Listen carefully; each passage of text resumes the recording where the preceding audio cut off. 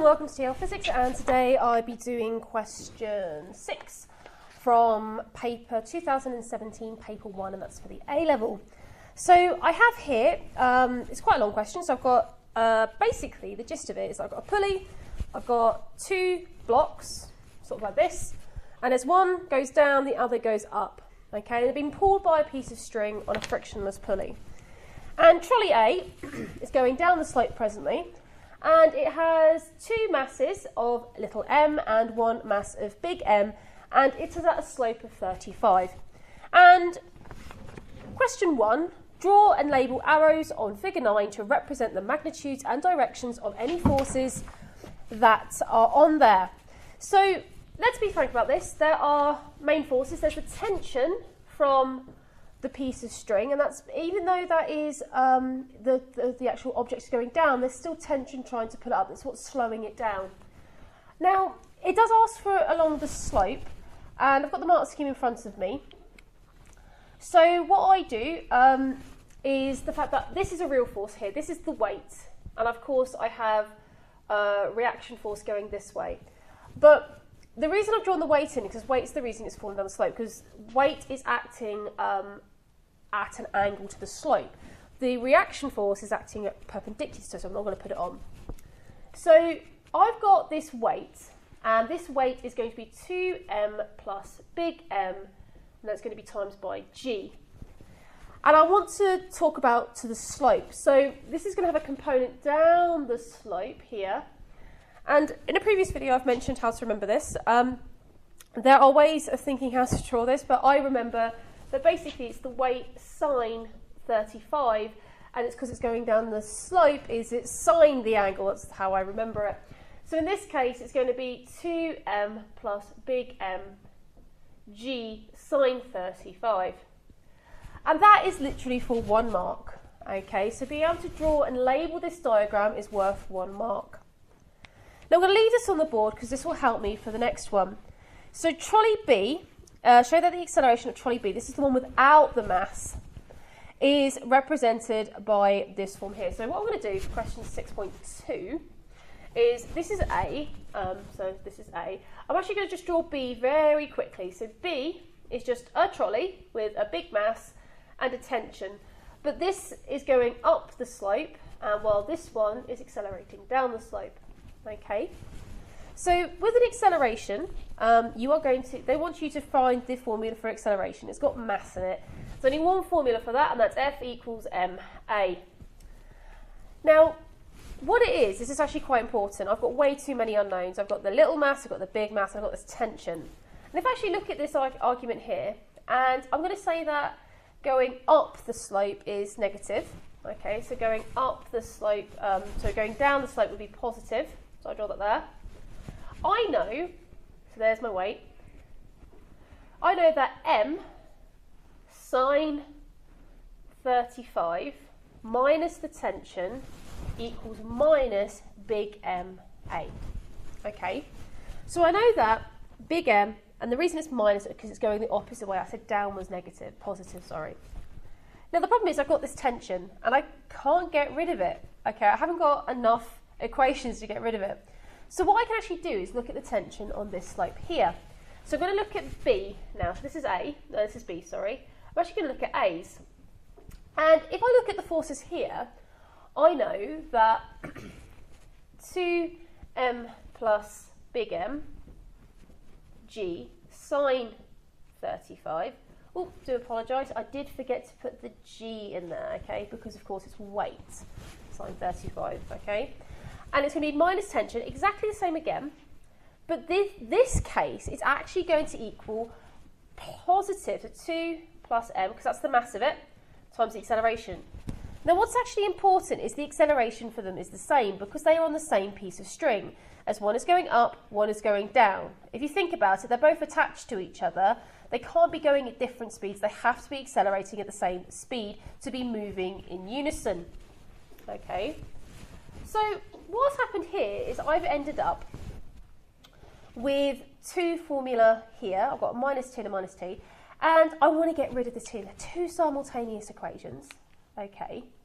So what I'm going to do is I'm going to take them away from each other. So I'm going to do b minus a So I'm going to end up with 2m plus big M G sine 35 minus mg sine 35.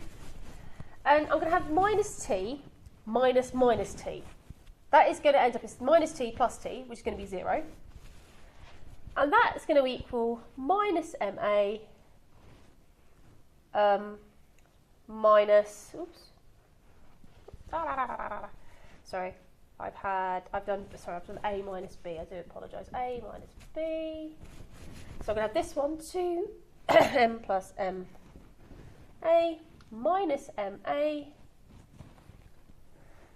And that's what I've got here. Now this is actually quite important because I can actually start rearranging it. Because if I expand these brackets, I would end up with 2 little m sine 35 and 2m little m g sine 35 and mg sine 35. And I'm going to be minusing big mg sine 35. So the mg and this mg are going to cancel, which leaves me with 2m sine 35. Okay. Oh, made a slight mistake. Minus again, so this actually ends up as a plus. Do apologise there. So this one minus that would of course be plus. That was my error there as well.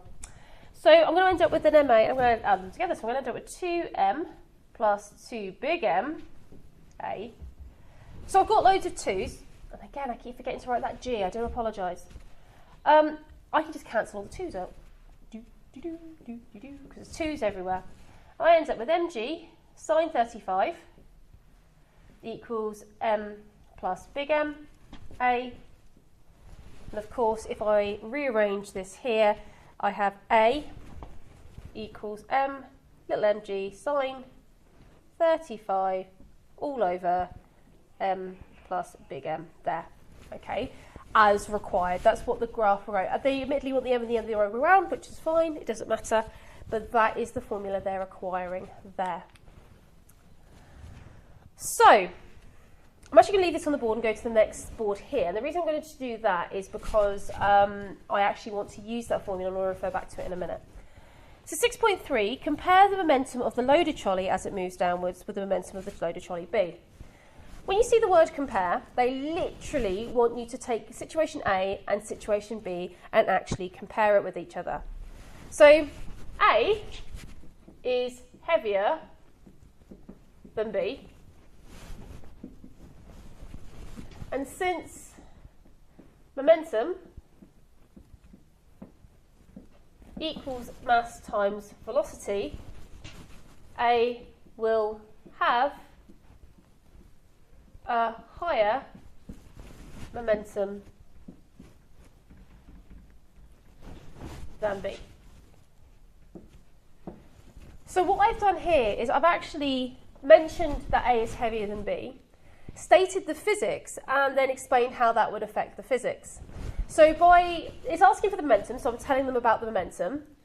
I'm telling you something different about A and B, and then I'm making the comparison going, well, A is heavier, so therefore A will have more momentum than B. And that's the kind of question they are working, okay? So if you, the mark scheme is a little bit confusing, so I've got the mark scheme in front of me, okay? So the second mark is conditional on the first, okay? So talking about A and B.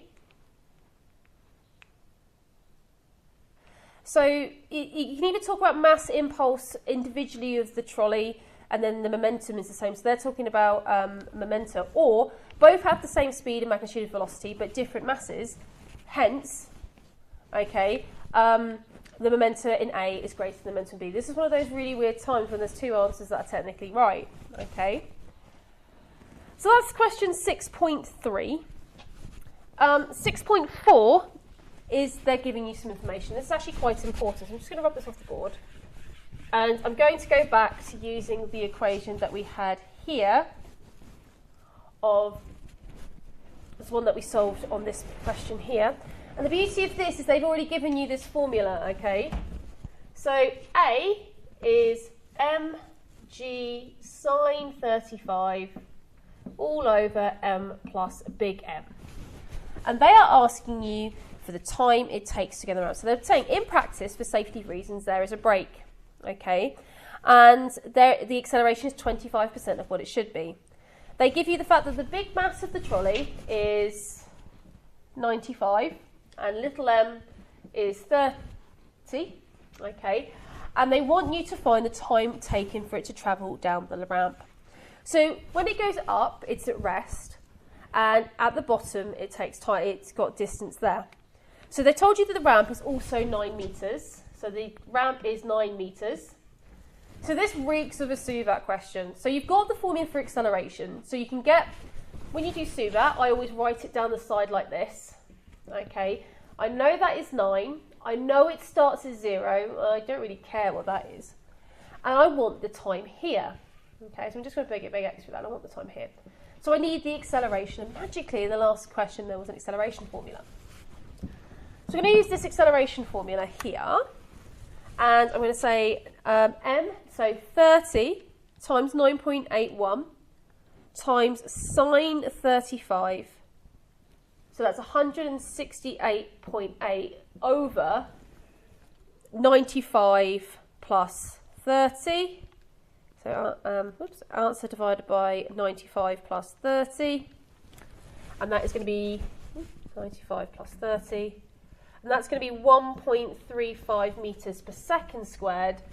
And of course the question said it was 25% of that. So I'm just going to divide that by 4. Oops, syntax error, I love when that happens. Divide by 4, and I get an acceleration of 0.34 metres per second squared. So I now know that's 0.34 metres per second squared, because that is A over 4, okay? And I'm just going to put it into SUVAT now. So I'm going to use S equals UT plus a half AT squared. So I know this is 0, because U is 0. So I've got 9 equals a half times 0.34 times by T squared. So I'm going to have 9 divided by that times by 2, and then I'm going to square root my answer, and I'm going to get an answer for T of 7.3 seconds. So that there is my time for this object to move down the slope. And this equation is really important for the next bit. So they've been quite generous. They've given you the acceleration formula, and then what they've done with that is gone a little bit further and asked you to do a bit of SUVAT. So this is actually a true paper 1 kind of question when they're doing that.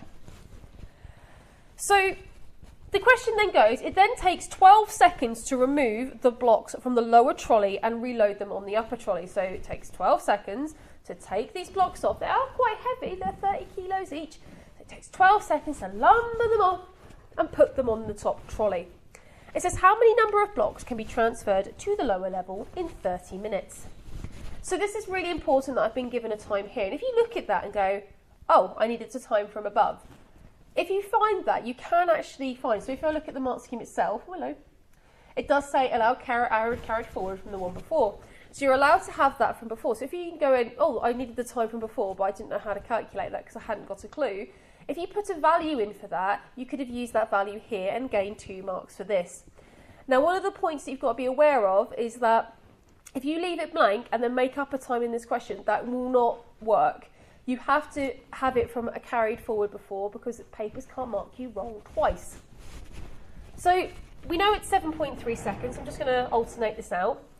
So it takes 12 seconds, okay? It takes 12 seconds to take the blocks off, and that's 2 of the blocks.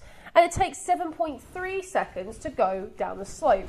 So in total, for 1 equals 7.3 plus 12, which is 19 seconds.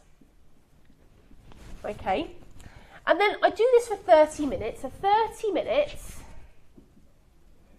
is 60 times 30, which is 60 times 30, which is 1,800. So 1,800 milliseconds, and it takes 19 seconds to do one thing of moving them off and then coming out. So 1,800 divided by 19 is 94.7. okay? And the thing is that every time you're doing this, you're getting 2 blocks. So if you go 94.7 times by 2, you get an answer of 189.5, which was 47, okay?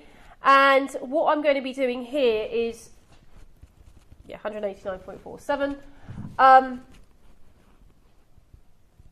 Just making sure here, 94.7, Oh no, 19.3 seconds. I do apologise, I've made a bit of an error. So this is 19.3. I was wondering why it was a little bit too big. 1800 divided by 19.3, that does change it a little bit. That's 93.40. And let's change that up again. So times by 2 is 186.5. So let's say 187 blocks in total.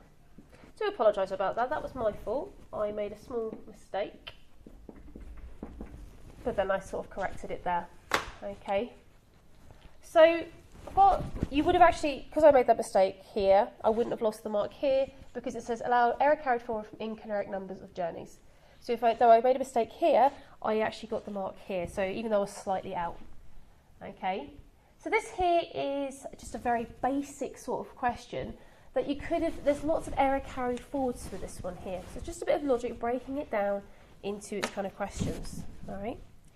So that there is question 6 from paper 1 of 2017.